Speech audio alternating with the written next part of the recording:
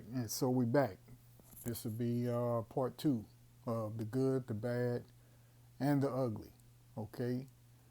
I believe we left off in Malachi chapter 4 and verse 1. Okay. Um, this is a two-part series, obviously, because like I said in the first part, I kind of figured that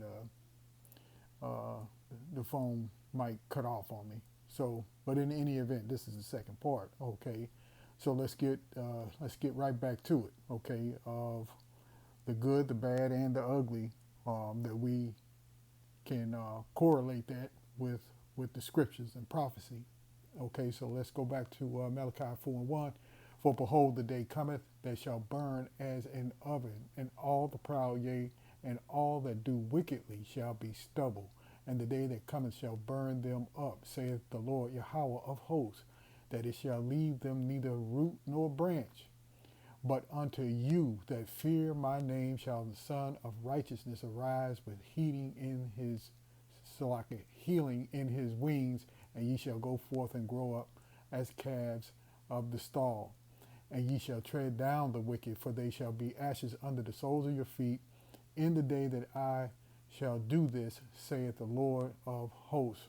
Okay, that's pretty much all I wanted to get out of that. We're gonna move a little bit quickly because I don't want the same thing to happen as it did in part one, and try to get through these scriptures. Okay, so we see three different things here, man. We see the good, if we can endure to the end and make it, and we see the destruction or the bad that's going to go on um, um, through the will of the Most High, and then we'll see that judgment part, man, which will be, it's not going to be pretty. It'll be pretty horrific.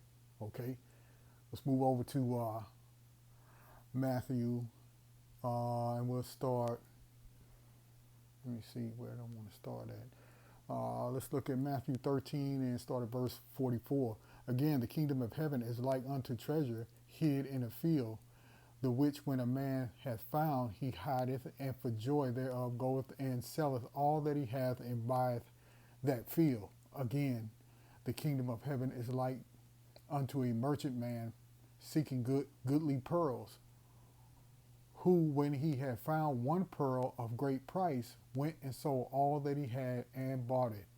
Again, the kingdom of heaven is like unto a net that was cast into the sea and gathered of every kind. Verse 48, which when it was full, they drew to shore and sat down and gathered the good into vessels, but cast the bad away. Okay, and so shall it be in the end of days. Okay, the good and the bad. Revelation 18. Okay, we start at verse 4.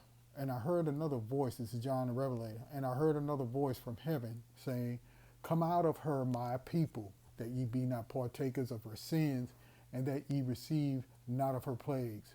For her sins have reached unto heaven, and the Most High hath remembered her iniquities.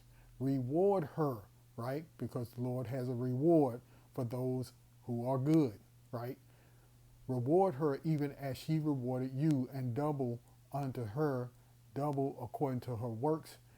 In the cup which she hath filled, fill to her double. How much she hath glorified herself and lived deliciously, so much torment and sorrow give her, for she saith in her heart, I sit a queen and am no widow, and shall see no sorrow. That's the pride of the Edomites, those who are running Babylon the Great. Okay, in verse 8,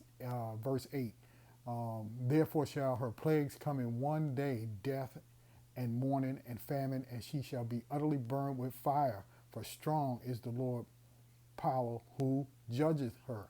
Right? That's the ugly side. That's the judgment. All right, for Babylon the Great. This is Revelation 22. And we'll start at verse 8, and it reads, and I, John, saw these things and heard them.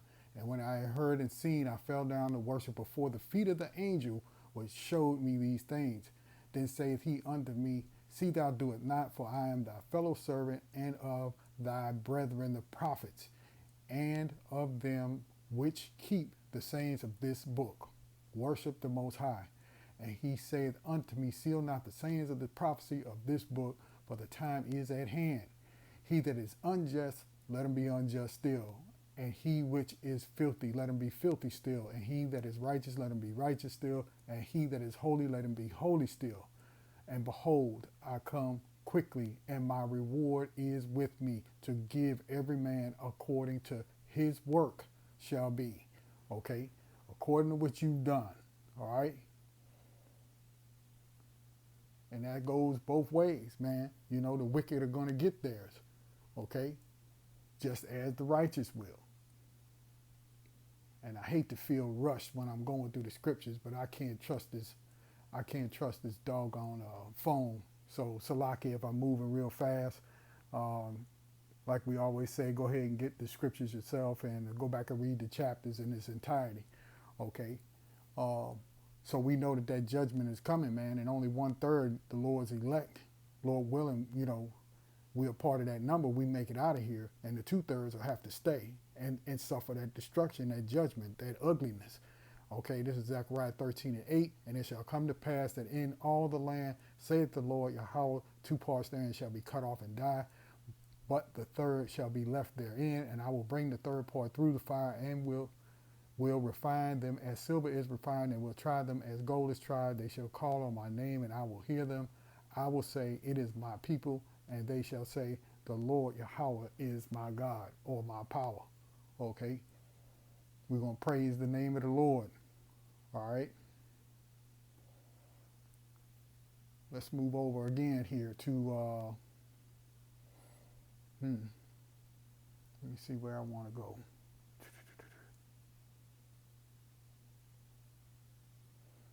Yeah, let's start at, get this Revelations 20, and we'll start right there, verse 11. And I saw a great white throne, and him that sat on it, from whose face the earth and the heavens fled away, and there was found no place for them. And I saw the dead, small and great, stand before the Most High, and the books were opened. And another book was opened, which is the book of life, and the dead were judged out of those things which were written in the book according to their works. And the sea gave up the dead which were in it, and death and hell delivered up the dead which were in them, and they were judged every man according to their works. And death and hell were cast into the lake of fire. This is the second death. And whosoever was not found written in the book of life was cast into the lake of fire. Right? That ugliness, that judgment. Okay? We can get one last scripture here. We're going to go to Ecclesiasticus, right? 43, and we'll start right there at 27, right? This is one we like to always read, because in order to get that good, okay, and not be put into that ugliness, you know, at the end, this is what we do. Verse 27, okay? We may speak much and yet come short, wherefore in sum he is all. How shall we be able to magnify him? For he is great above all his works. The Lord is terrible and very great and marvelous in his power.